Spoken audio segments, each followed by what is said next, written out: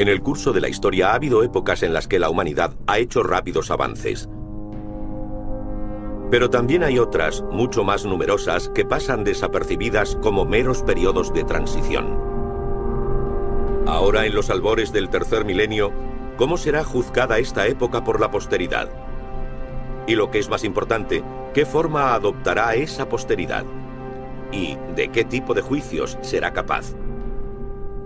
Por lo pronto, incluso antes de lo que pensamos, la humanidad tal como la conocemos podría cambiar radicalmente. El perfeccionamiento humano.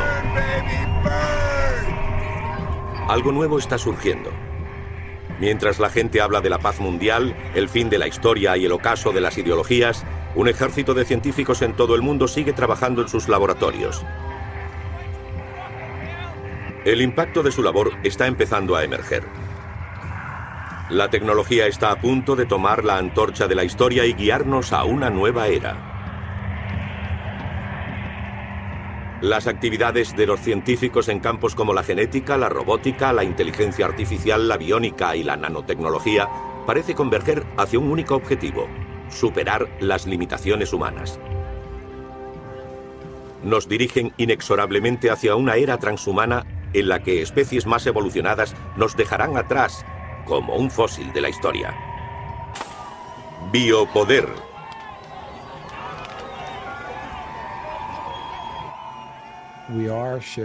Estamos cambiando a una base transhumana. Hemos superado la época humanista y ahora debemos redefinir el concepto de humanidad. Nos guste o no, nos estamos convirtiendo en cibernéticos, en transhumanos. Ahora tenemos la oportunidad de hacer las cosas mejor que la naturaleza. ¿Por qué no tener un brazo más fuerte del que tenemos? ¿Por qué no correr más rápido? ¿Por qué no tener una piel más resistente? Si alguien tiene que trasplantarse un ojo para poder ver, ¿por qué limitarse a lo visual? ¿Por qué no añadirle el tipo de visión que tienen los murciélagos, con ultrasonidos? ¿Imaginan un cuerpo diseñado por Versace? ¿Imaginan un cuerpo diseñado por Terry Mugler? Estos individuos, el fallecido Versace era un diseñador increíble. ¿Y si fuera un transhumano? ¿Y si fuera un artista que quisiera combinar arte y ciencia? Apuesto a que sus diseños para un cuerpo futuro serían sorprendentes. Por el momento no estamos dispuestos a violar los límites humanos, pero cada vez tenemos más capacidad para hacerlo. Eso es lo que queremos.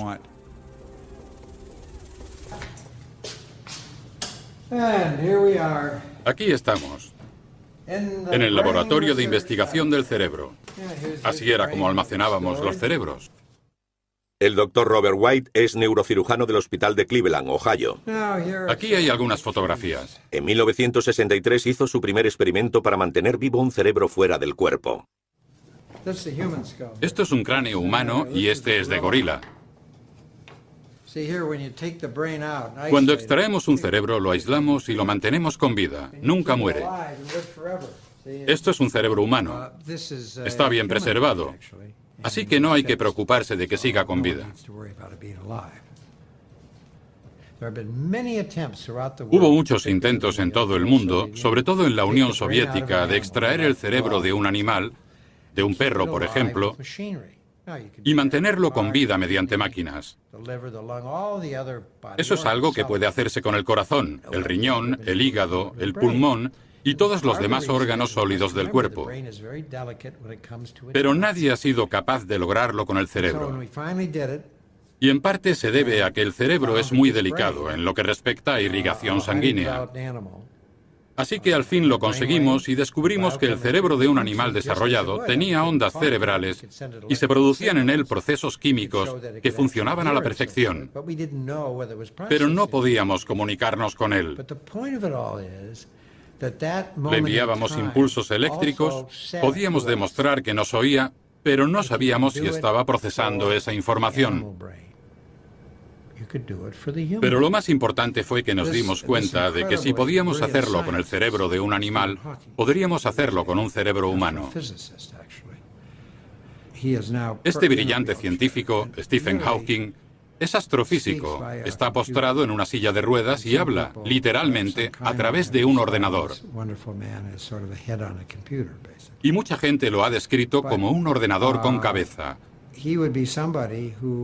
Se trata de un hombre que podría sobrevivir a su cuerpo enfermo mediante un trasplante completo. Para demostrar que el cerebro funcionaba normalmente en ese estado, el Dr. White tuvo que llevar a cabo un segundo experimento y consiguió trasplantar con éxito la cabeza de un mono en el cuerpo de otro. El animal sobrevivió 7 días antes de que el cuerpo rechazara la cabeza. Los monos con los que experimentamos eran tan monos como lo habían sido con sus cuerpos originales. Así que yo supondría, aunque iría más allá y lo aseguraría, que la personalidad del mono se conservó. ¿Se puede trasplantar la conciencia? Obviamente, la personalidad puede ser trasplantada si es que los monos la tienen. Uno podría preguntarse, ¿dónde nos conduce eso respecto al espíritu y el alma humana? Y supongo que podría decirse que pueden ser trasplantados.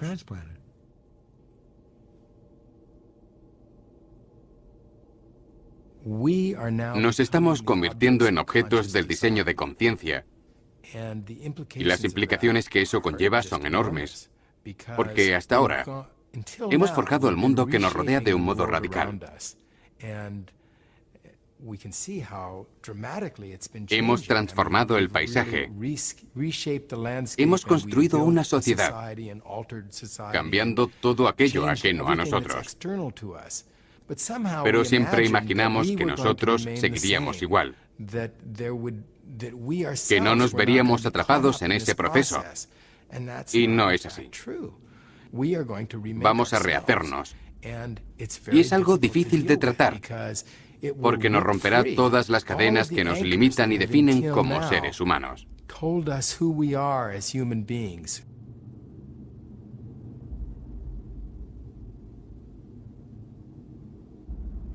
Estamos en el final de la definición de lo que es un ser humano normal.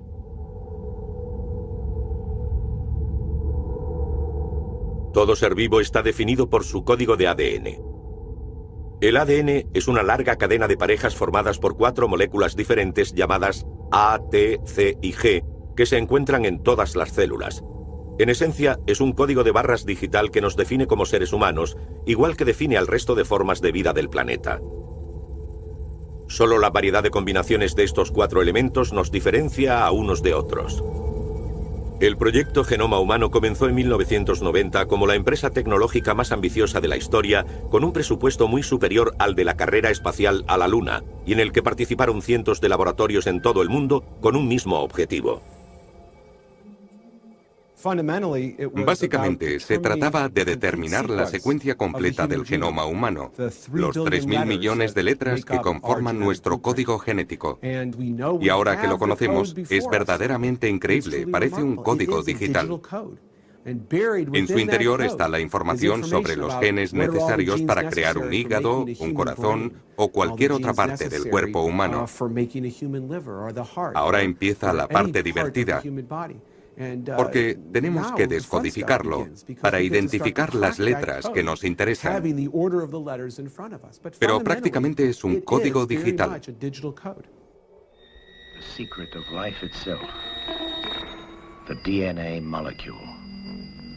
A genetic discovery that could give man the ability to create life to specifications. With it comes the power to change evolution itself. Never have we had such opportunity, or such awesome responsibility. Cambiar la estructura de ADN en un laboratorio es algo bastante sencillo y simple. Se puede estudiar un trozo de ADN para averiguar su función, se modifica la composición y se ve el efecto sobre la función. Se trata de un trabajo rutinario en un laboratorio de este tipo. Pasar del laboratorio a la persona, a la terapia, en teoría es igual de sencillo. En la práctica, se ha demostrado que puede resultar algo más difícil. El motivo es que no sabemos exactamente qué trozos de ADN utilizar. Aún no hemos tenido suficiente éxito a la hora de colocar un trozo de ADN determinado en las células correctas. Hemos aprendido a hacerlo de la naturaleza. Pero, ¿qué es una infección viral? Se trata de un virus que se adhiere a las células, entra en ellas y utiliza sus componentes para multiplicarse. Si cogemos ese virus y le quitamos las partes peligrosas, se adherirá a la célula, pero no podrá dañarla. No obstante, podemos darle la capacidad de eliminar trozos dañados de la cadena de ADN y sustituirlos por buenos. Este es un mecanismo que se utiliza actualmente en terapia genética. La capacidad de manipular nuestros genes tiene implicaciones obvias. Podemos cambiar el ADN para prevenir o curar enfermedades hereditarias o alterar el de los donantes de órganos para que el cuerpo de los receptores no los rechace. El órgano ni siquiera necesita proceder de otro ser humano. Podría ser perfectamente de un animal.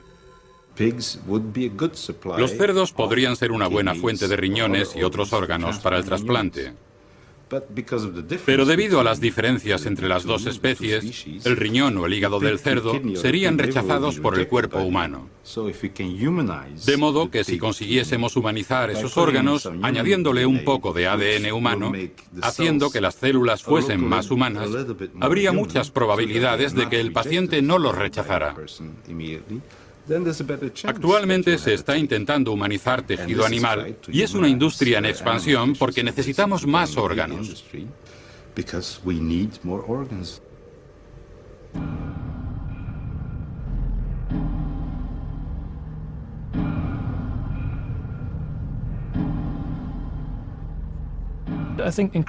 Cada vez somos más conscientes de que el cuerpo no es sagrado, que no fuimos creados siguiendo un plan divino.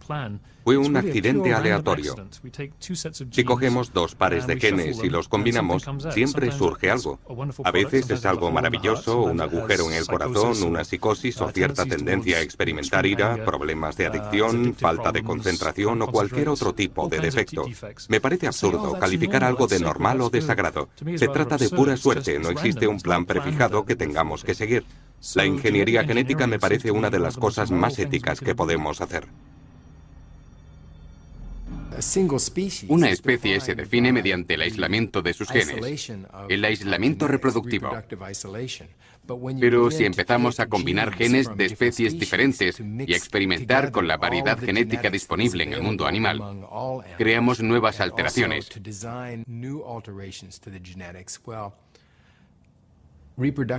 Y el aislamiento reproductivo deja de tener sentido. Imaginen la cantidad de formas que podrían evolucionar en el futuro.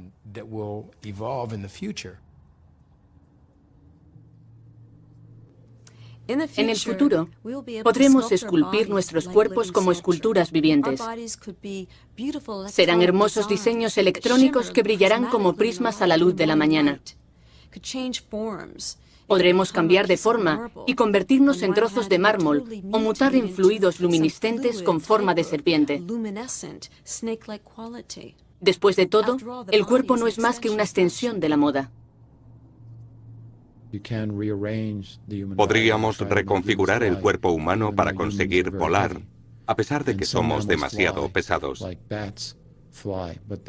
Algunos animales vuelan, como los murciélagos, pero son más ligeros. Pero es una pregunta interesante porque plantea el problema de no utilizar la genética solo para curar a un hombre, sino para convertirlo en un superhombre, haciéndole avanzar. Nuestro futuro no es intentar frenar la ingeniería genética, sino utilizarla del modo en que mejor nos sirva. Si podemos, nuestros hijos serán más inteligentes y sanos, y vivirán más tiempo gracias a nuestras alteraciones genéticas.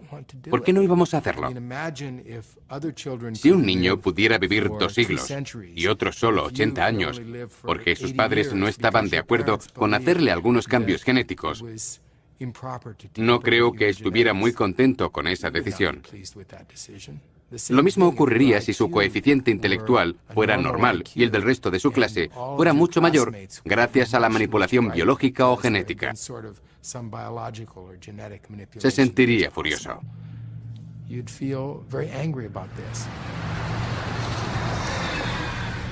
En cuanto conozcamos exactamente las funciones de nuestro código genético, seremos capaces de mejorar nuestros cuerpos. La vida humana mejorará de una generación a la siguiente a medida que aceleramos y controlamos la evolución natural. Pero ha aparecido en el horizonte un rival para la humanidad, un rival que evoluciona mucho más rápido. A giant electronic brain has started cogitating at the University of Pennsylvania. It's made of vacuum tubes like your radio, and it can add up a column of figures a yard long in a second. It's the world's first electronic computer. Right now, it's solving mathematical problems for the U.S. Army, but who knows, someday a machine like this may check up on your income tax. Imaginen la capacidad humana como una especie de paisaje con montañas, que son las cosas que hacemos bien, y valles, que son las cosas que hacemos mal. Hay cosas que hacemos muy bien y que fueron importantes para nuestra supervivencia a lo largo de la historia de la evolución. Movernos, interactuar socialmente y percibir el mundo. También están las cosas que hemos aprendido recientemente, como el razonamiento general, cuyo ejemplo es la aritmética, y en lo que somos realmente malos. Los ordenadores son diferentes, son máquinas universales. Con el programa adecuado son capaces de hacer esta tarea a la perfección en un sentido abstracto e informativo. Así que la capacidad de un ordenador puede equipararse a la de un nivel de agua uniforme y ascendente que crece a una velocidad 10 millones de veces superior a la nuestra a la hora de desarrollar esas mismas capacidades. Además de otros aspectos, eso me lleva a creer que las montañas más altas estarán cubiertas por el agua en menos de 50 años.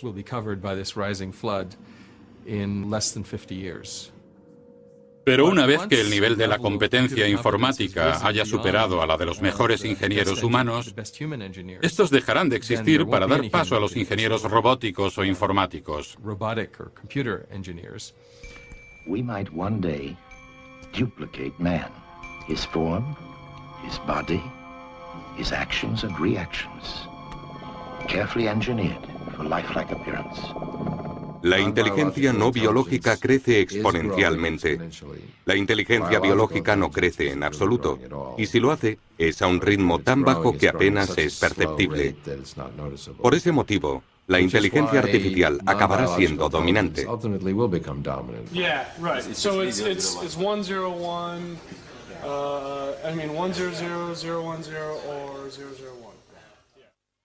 ¿Se convertirán los ordenadores en seres conscientes?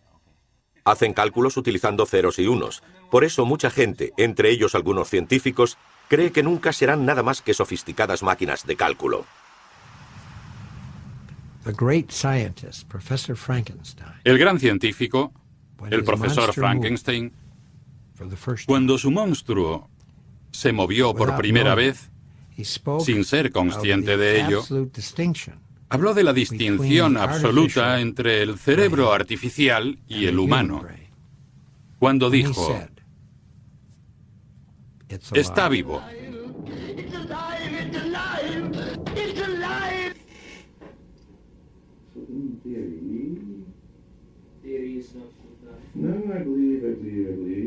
La diferencia entre la inteligencia artificial y la biológica puede resumirse en una palabra: vida. Al menos eso es lo que cree el Dr. White. De hecho, cuesta imaginar que un día las máquinas digitales creadas por nosotros tengan conciencia. Al final se confunde hasta que se cae de culo. Ahí está. Entonces, ¿por qué pensamos en nosotros como en mecanismos únicos y sagrados? Después de todo, también estamos definidos por un código digital, nuestro ADN.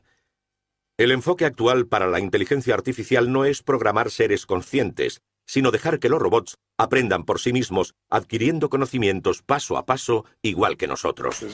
No metemos ninguna programación a estas máquinas.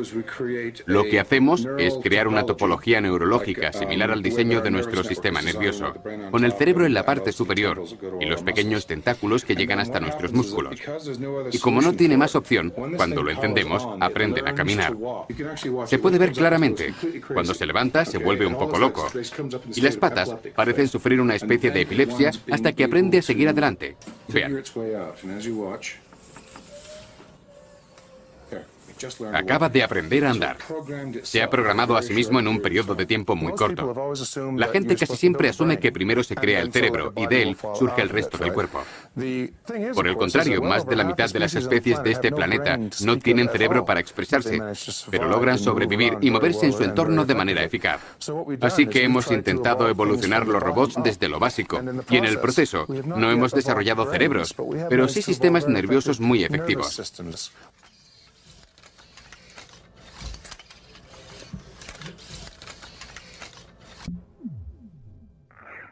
Los sistemas autoorganizados como las redes neurológicas pueden conseguir resultados sorprendentes.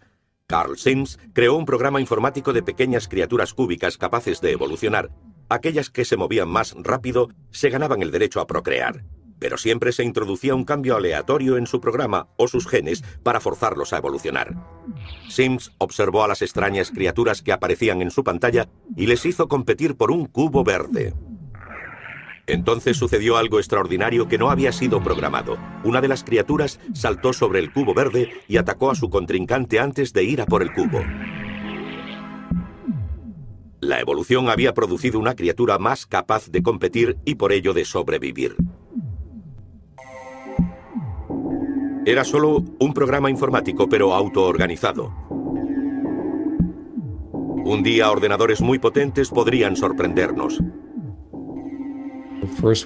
Primero se dijo que cuando un ordenador supiera jugar al ajedrez, pensaría como nosotros. Cuando se consiguió, argumentamos que aquello no era pensar realmente. Pero la verdad es que no sabemos qué es exactamente el pensamiento. Yo diría que las máquinas están haciendo un buen trabajo pensando, pero no creando, aunque no sepamos exactamente en qué consiste la creación. Tampoco se les da muy bien tener alma. Pero es que nosotros tampoco sabemos qué es eso. Y si pudiéramos definirlo, seguro que se les daba muy bien.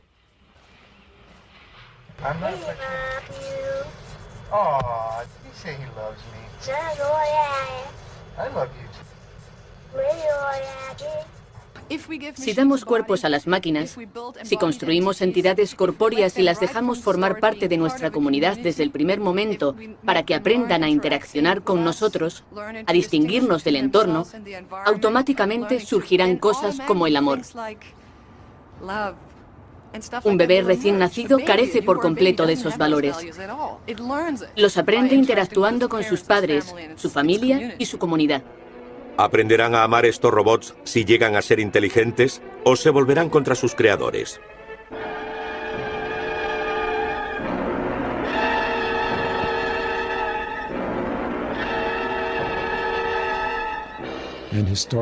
Históricamente, los humanos nunca han llevado bien el hecho de cohabitar con otras especies similares a la nuestra. Una sobrevive, la otra desaparece. No se nos da bien la cooperación. Hace 500 años, cuando los humanos llegaron al Nuevo Mundo, la cosa no fue bien para los nativos. Y no creo que a medida que avanzamos, la situación sea agradable para los perdedores. Puede que los ganadores sean transhumanos. Pero los perdedores, o los habitantes de la Tierra en los últimos 500 años, no recibirán buen trato. Al menos eso es lo que demuestra la historia de la humanidad, desde la desaparición de los neandertales con la llegada de los Homo sapiens. No supieron coexistir pese a ser tan similares.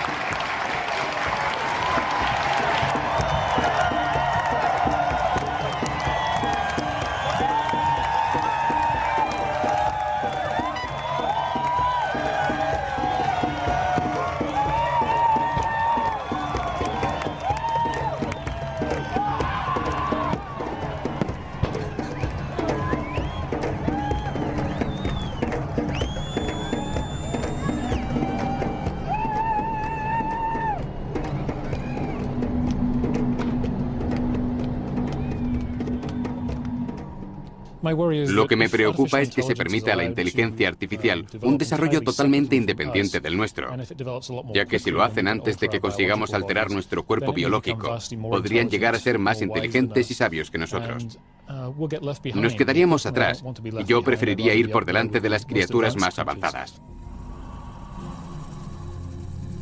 Si no queremos quedar obsoletos al nacer, si queremos permanecer en lo más alto de la evolución, parece que solo hay una solución: convertirnos en robots.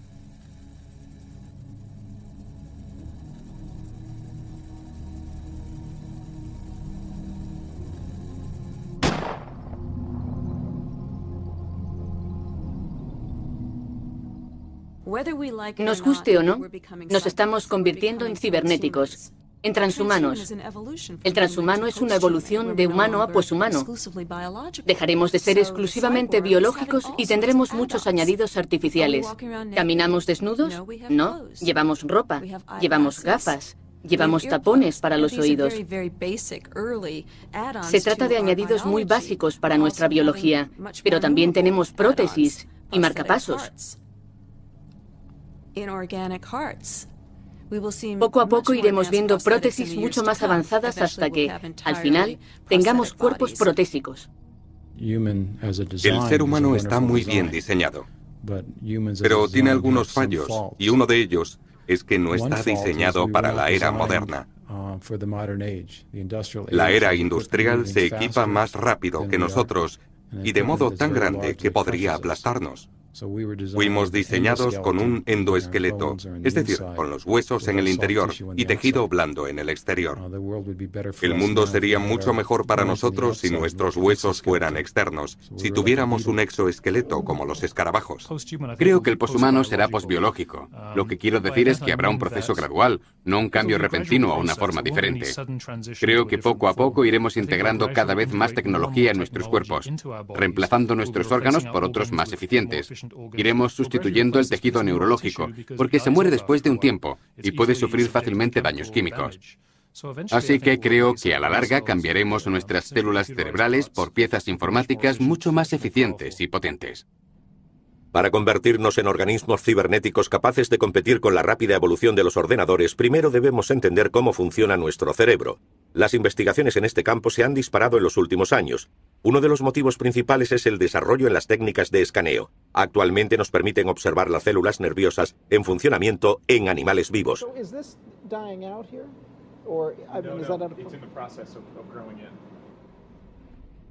La técnica está basada en las medusas fluorescentes.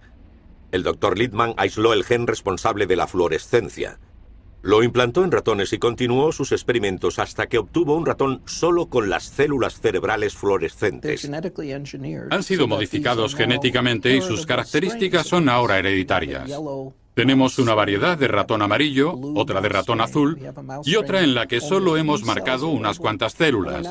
Estamos creando ratones con múltiples colores. Los llamamos ratones arcoíris. Mediante esta técnica se pueden observar las células nerviosas, establecer conexiones entre ellas y emitir señales. Es bastante sorprendente y precioso ver las células nerviosas. Se conocen desde hace mucho tiempo, pero nunca se había podido observar en animales vivos. Actualmente esta técnica se utiliza en muchos laboratorios que unen esfuerzos para comprender el funcionamiento del cerebro. Otros científicos utilizan un método totalmente diferente. Aíslan las células del cerebro y las cultivan en pequeñas placas sobre chips informáticos. El problema de esta técnica es que resulta extremadamente difícil colocar las células en el punto exacto de conexión. Un equipo de investigadores de IMEC ha resuelto el problema. Colocaron sobre el chip una plantilla de un producto que a las células les encanta comer. Mientras lo consumían, se quedaban adheridas en el punto exacto, en tanto que la dirección de sus tentáculos queda delimitada por la plantilla. De este modo se puede controlar toda la red de células nerviosas.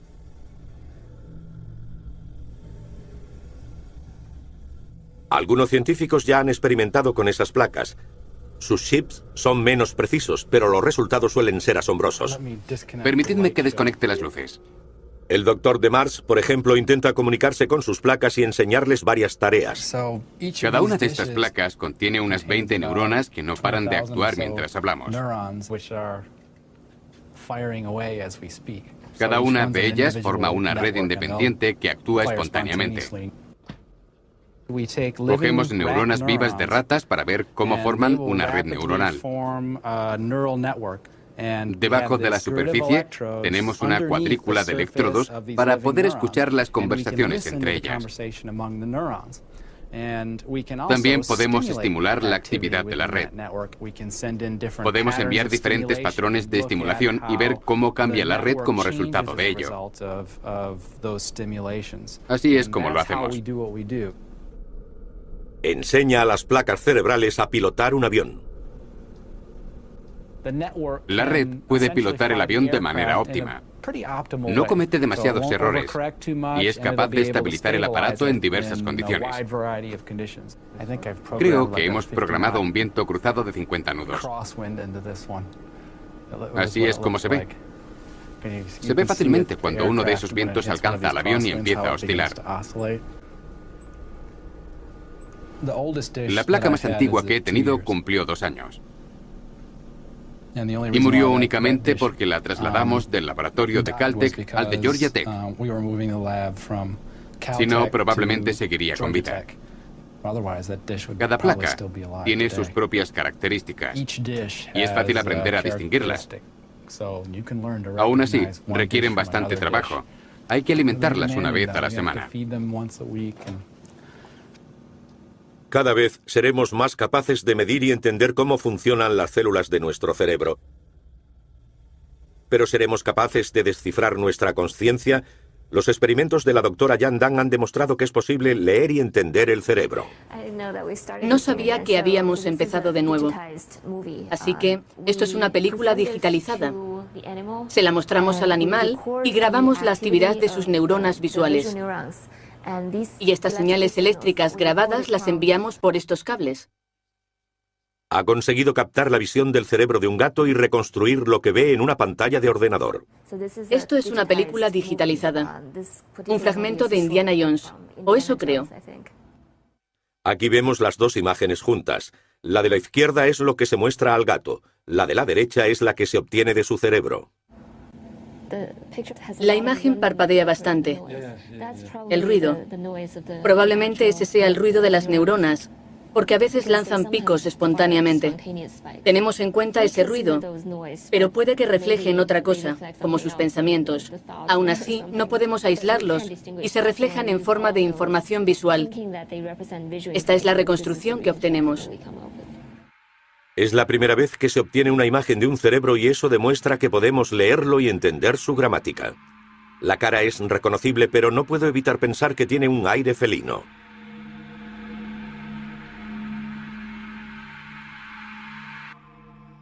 El doctor Theodore Berger es director del Instituto de Ingeniería Neurológica de la Universidad de Southern California. Un equipo de científicos de élite de diferentes disciplinas, tales como neurología y programación informática, han colaborado para desarrollar un chip que pueda reemplazar partes del cerebro o a largo plazo añadir más potencia cerebral. Una de las primeras cosas que hacemos es estudiar esta parte del cerebro de forma experimental. Necesitamos saber exactamente cómo se comporta si queremos reproducir esa función en un chip informático y colocarlo en el cerebro. Así que lo que hacemos es extraerle el cerebro a los animales que utilizamos para estos experimentos, rebanarlo y mantener con vida las diferentes rodajas en una placa para estudiar la actividad eléctrica de las neuronas. Utilizan impulsos eléctricos para comunicarse entre ellas, como los transistores en un circuito, y lo que hacemos es probar las células para averiguar cómo se comportan cuando les enviamos señales generadas mediante ordenador. Observando su lenguaje, deducimos la función e intentamos describirla mediante ecuaciones matemáticas.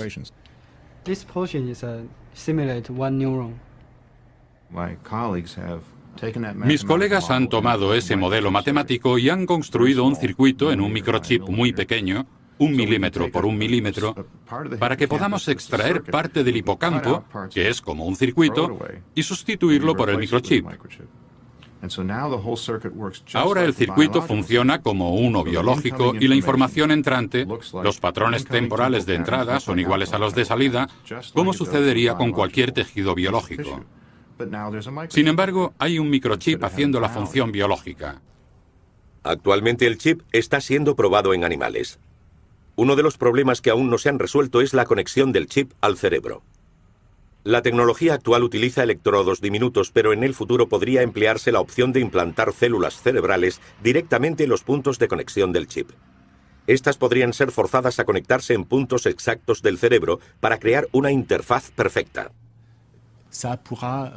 Esto podría permitirnos reparar cerebros dañados en accidentes o por enfermedad, pero también haría posible establecer una comunicación directa de un cerebro a otro, de modo que en vez de estar limitados como lo estamos los humanos con las palabras, la idea sería comunicar la experiencia global de cerebro a cerebro. Es una idea fantástica. Pero debo decir que tiene muchas otras implicaciones, posiblemente más prácticas a corto plazo. Una de esas aplicaciones a corto plazo ya es realidad. El chip se utiliza para reconocer sonidos, ya que puede hacerlo con la misma precisión que nosotros. Hemos utilizado estos modelos basados en el cerebro para desarrollar sistemas de reconocimiento acústico. Se les entrena del mismo modo que a un cerebro normal para reconocer sonidos determinados. Y uno de los primeros que le hemos enseñado es el de un disparo. Es un modelo que aprende a comunicarse como las neuronas del hipocampo. Nada más. Pura biología. Hay una allí, al otro lado del parque. Y aquí había otra. Hace 2 días colocaron otra. Estas cámaras de alta tecnología reciben el nombre de disuasoras de crímenes. Si se produjera un disparo a mi izquierda o a mi derecha, la cámara registraría el sonido inmediatamente y enfocaría hacia la zona para tomar imágenes.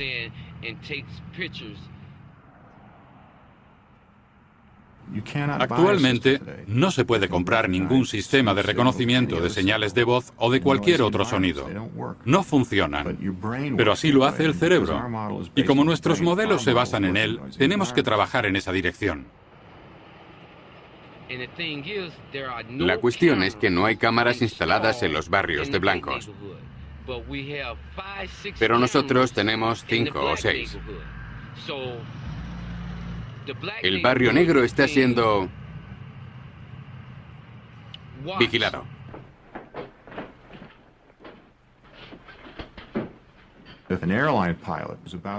Si un piloto de avión estuviera a punto de pulsar el botón equivocado, sería interesante pensar en la forma de identificar los patrones de pensamiento, los patrones de memoria. Y si ese piloto fuera a pulsar el botón de eyección cuando no debe, o el de lanzamiento de bombas, deberíamos poder intervenir y evitarlo.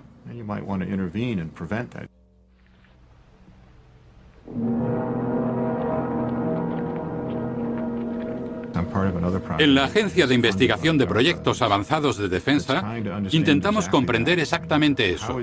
¿Cómo se representa la información en el cerebro? Science is supposed to have all the answers. But this has got to work. It's not going to fail, not after we've come this far. We have here, for all practical purposes, a normal human being, except for his electronic sensory control system, of course.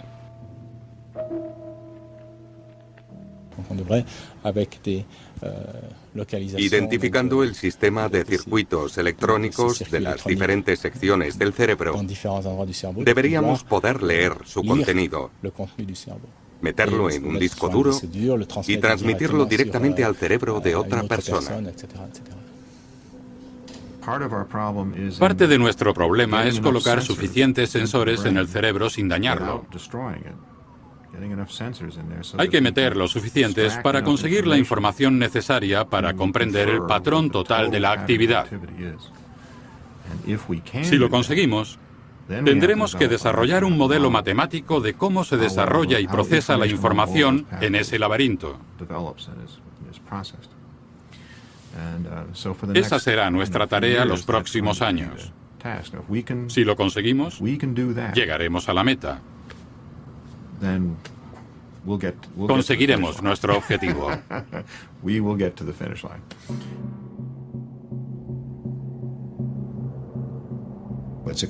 Sería demasiado conservador decir que para el 2025 seremos capaces de conocer todo lo que sucede en nuestro cerebro. Las conexiones neuronales, las claves sinápticas, los neurotransmisores y crear una enorme base de datos copiando cada célula al detalle para poder introducir esa información en un ordenador con capacidad suficiente y crear una copia del proceso de pensamiento que tiene lugar en nuestras mentes.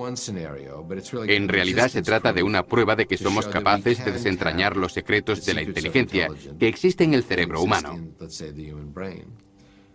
Una vez que hemos escaneado esa información, también podemos comprender y ver cómo está organizado y mejorarlo o extenderlo. Podemos aumentar la memoria o hacer que funcione más rápido e incluso ampliar las capacidades perceptivas. Transferir la mente a un ordenador. Este parece ser el sueño de muchos científicos. Liberarnos de nuestros cuerpos que se están quedando obsoletos en este mundo tecnológico para pasar a ser espíritus libres en un ciberespacio.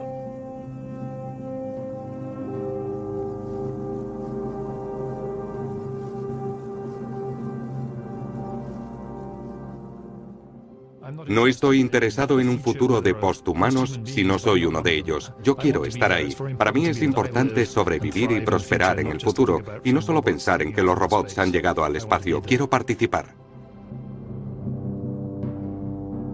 En cierto modo, la transferencia mental es un atajo a la inteligencia artificial que nos permitirá tener máquinas con mentes humanas.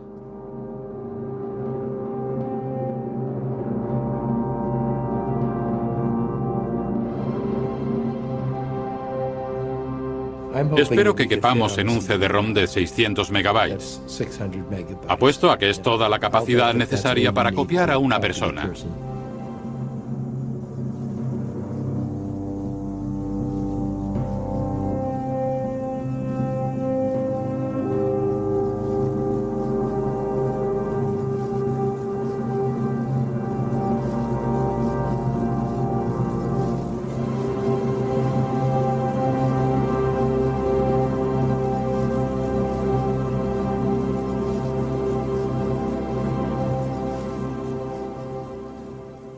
Es un momento difícil para predecir cómo serán esos nuevos humanos. Es importante incluir un tercer componente, lo virtual junto a lo artificial y la carne. Pero es difícil predecir cómo será esa combinación en un contexto cooperativo en vez de competitivo. Será interesante. Será una buena época en la que vivir. No puedo esperar a que pasen 50 años para conocer la respuesta.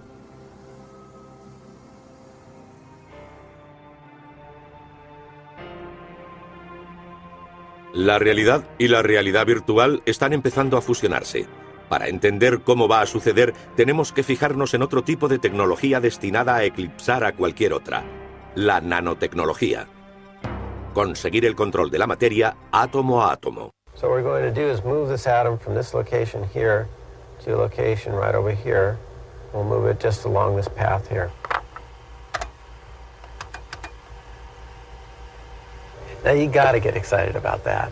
You just gotta get excited about that. Ahora los científicos son capaces de coger un átomo y moverlo de un lado a otro. Es un pequeño paso para un átomo, pero un salto gigantesco para la humanidad. Si empezamos a construir desde los átomos, podremos crear prácticamente cualquier cosa.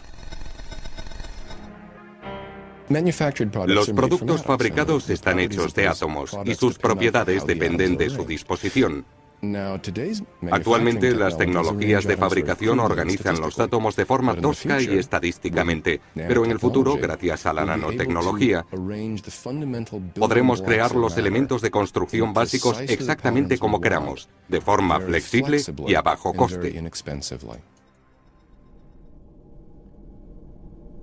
La nanotecnología ofrecerá muchas oportunidades a otras tecnologías, sobre todo a la informática. Cuando puedan hacerse conexiones informáticas mediante átomos, la potencia aumentará enormemente. Ordenadores increíblemente potentes. Podremos meter en un azucarillo un ordenador más potente que todos los que existen actualmente combinados. Pero existen muchos otros campos en los que se aplicará la nanotecnología. Mientras a finales del pasado milenio muchos científicos creían que la nanotecnología era ciencia ficción, ahora vemos sus primeras aplicaciones en el mercado.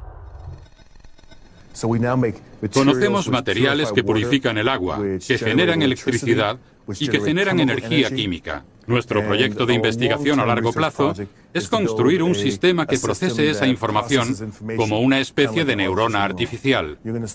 Vamos a empezar a ver sistemas y procesos que proliferarán en 4 o 5 años y que no dejarán de sorprendernos. Este punto giratorio es la primera nanomáquina jamás construida del tamaño de un átomo. Cogí el F1 ATPA y le puse una pequeña hélice que girara hasta alcanzar una molécula. Ahora puedo manipular muchos miles y crear sistemas más complejos, como los que tenemos en nuestro cuerpo, para que lleven a cabo funciones más sofisticadas. El objetivo final es crear robots tan pequeños como los virus, llamados nanobots. Estos serán tan inteligentes como los ordenadores actuales, y una de sus posibles aplicaciones será la medicina. Los nanobots podrían ser inyectados en el torrente sanguíneo de una persona para acabar con las células cancerígenas, por ejemplo, o para llevar a cabo labores de mantenimiento en el cuerpo, e incluso para modificar el código genético. Puede que parezca una tecnología muy costosa, pero de hecho es todo lo contrario. Podremos programar nanobots para que se reproduzcan igual que las criaturas naturales. Serán capaces de utilizar el material de su entorno y usarlo para hacer copias de sí mismos. El objetivo principal de la nanotecnología es conseguir lo que se denomina un ensamblador. Se trata de un dispositivo muy pequeño que puede hacer copias de sí mismo. Es programable, así que puede ser configurado para hacer una gran variedad de cosas útiles. Los ensambladores podrían considerarse una nueva forma de vida comparable a virus o células de levadura. Pueden reproducirse y al mismo tiempo transformar la materia, igual que las levaduras transforman el azúcar en alcohol. La única diferencia es que estas nuevas criaturas pueden ser programadas para llevar a cabo la tarea que queremos, como transformar el carbón en diamantes o crear comida. La nanotecnología molecular es a la realidad física lo que la programación informática a la realidad virtual. Creo que es algo exagerado, pero sirve para dar una idea aproximada. Mientras que los programadores informáticos pueden crear programas que hagan lo que ellos quieran, la nanotecnología molecular nos permitirá cambiar la materia a su nivel más básico. Nos permitirá construir cualquier tipo de estructura siguiendo unas especificaciones mediante la manipulación de átomos. Parece un mundo mágico en el que todo lo que imaginamos puede hacerse realidad, pero el papel de la hada madrina será interpretado por unos robots tan minúsculos que no podremos verlos. Y en vez de decir las palabras mágicas, los programaremos para que nos concedan nuestros deseos. El lado negativo de este cuento de hadas es lo que llamamos el síndrome Goo Gris. Imaginen que se programan nanorobots para un atentado terrorista o para que se reproduzcan ilimitadamente. Podría producirse una reacción en cadena que consumiría toda la materia viva del planeta en 72 horas. No obstante, la mayoría de los científicos sostienen que tal supuesto es poco probable, ya que tendríamos nanotecnología para controlar la nanotecnología. Esta también podría darnos una solución alternativa. Seríamos capaces de inyectar una serie de nanobots en nuestros cuerpos para que localizaran nuestras células cerebrales y copiaran su funcionamiento. Sin esfuerzo grabaríamos una copia de seguridad de nuestra conciencia que se introduciría en un ordenador para su posterior utilización o donde podría combinarse con otras almas y programas informáticos. De ese modo estaríamos listos para abandonar este planeta e iniciar la exploración del universo.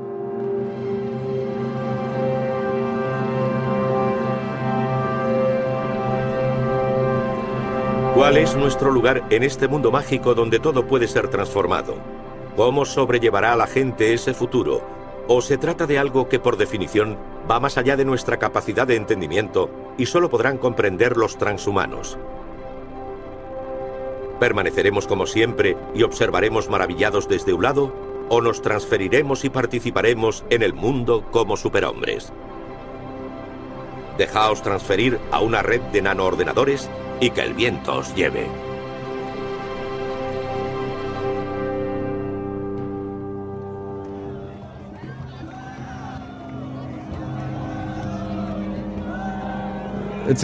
Es importante admitir que la epopeya posthumana se acerca. En serio. Es lo que queremos. Y se puede ver escrito en las páginas de las revistas. Las palabras del profeta están escritas en las paredes del metro. Por el momento no estamos dispuestos a violar los límites humanos, pero cada vez tenemos más capacidad para hacerlo. Pero también es importante destacar que este no es el final de la historia, que no soluciona todos nuestros problemas y que crea otros nuevos que se intensificarán. Habrá más de un tipo de posthumanidad. Y el mero hecho de que dejemos de ser humanos no significa que no volvamos a sufrir los mismos problemas de personalidad que antes. Eso no nos liberará de nosotros mismos y probablemente acentúe los matices y no lo contrario. No vamos a convertirnos en máquinas como Robocop. Solo tendremos nuevas habilidades y poderes. Lo cual supone un problema, porque a mayor poder, más responsabilidad, no menos.